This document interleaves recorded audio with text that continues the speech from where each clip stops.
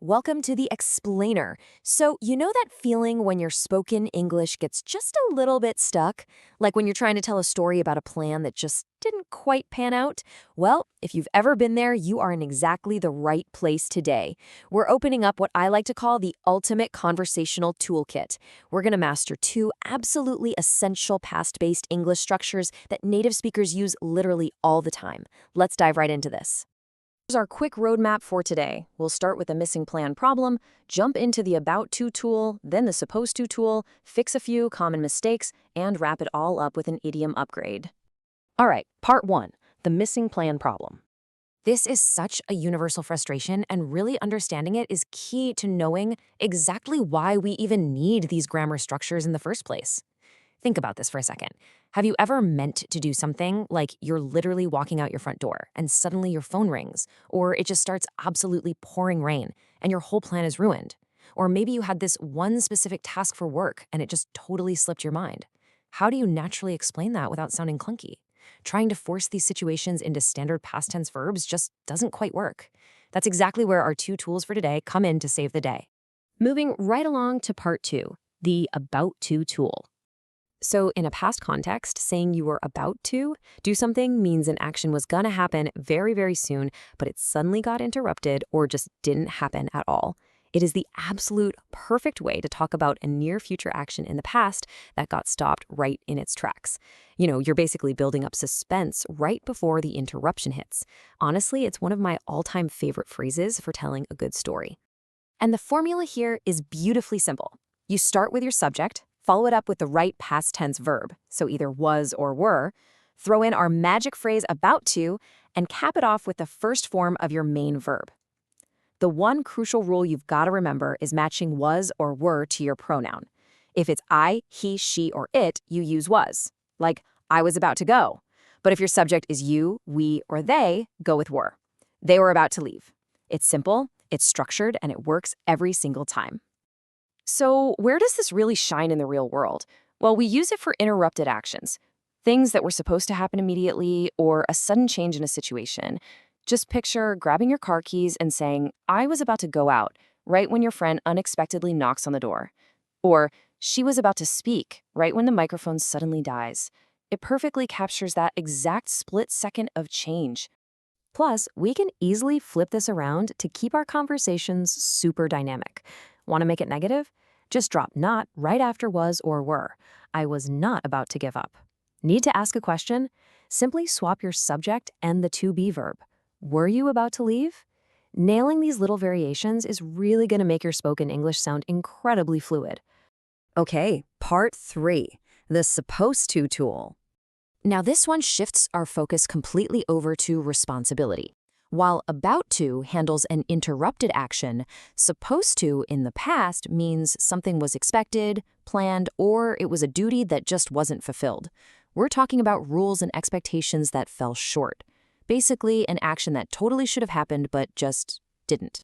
And look at this, it builds right on what we just learned. The formula should look super familiar, right? Subject plus was or were plus supposed to plus that first form of the verb again. I really want to highlight how important it is to stick to the base form of that main verb. It's I was supposed to study, not studied. We'll look at that specific trap in just a second, but locking this formula into your brain right now is your absolute best defense. This is your go-to phrase for missed plans, unfulfilled expectations, or broken rules. Let me give you a really quick scenario. Picture a Sunday night. You say to your friend, I was supposed to study, but I slept. I mean, we have literally all been there, right? It perfectly shows there was a clear plan, but reality had other ideas. It's just a fantastic, natural way to admit you missed a daily task without sounding overly dramatic about it. Which brings us to part four, fixing common mistakes. Look, making mistakes is just how we learn, but let's clear up a major trap that catches so many people, the dreaded double past tense verb. Instead of saying I was about to went, you have to remember that was is already doing all the past tense heavy lifting for you. Your brain totally wants to say went because the story's in the past, but following our formula, that main action verb has to stay in its base form. So the correct way is always I was about to go. Let's troubleshoot a couple more quick ones. How about the phrase, they was supposed to come? See the issue? They needs a plural past tense verb, so actually it should be they were supposed to come. Or what about asking, was you supposed to go? Nope, because you takes work. It has to be, were you supposed to go? Catching these little subject-verb disagreements is going to instantly elevate how you sound. And finally, part 5, the idiom upgrade. You guys have done fantastic work with the grammar today, so let's reward that by adding some really cool advanced idioms to your toolkit. And these aren't just obscure textbook phrases. Native speakers use these constantly, whether they're in a boardroom or just chatting at a coffee shop. Throwing these into the mix is a guaranteed way to sound more fluent. Let's look at a few of my absolute favorites. First up is the writing on the wall. This basically means there are super clear, obvious signs that something bad is heading your way. Like, imagine a business is hemorrhaging money and all the best employees are quitting.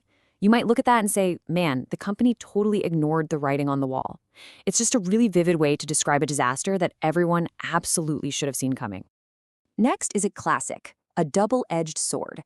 We use this for something that has some really great advantages, but also some pretty serious downsides. The best example?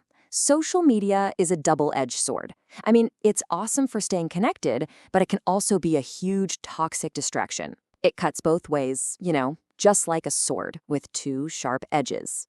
Let's run through a few really active ones quickly.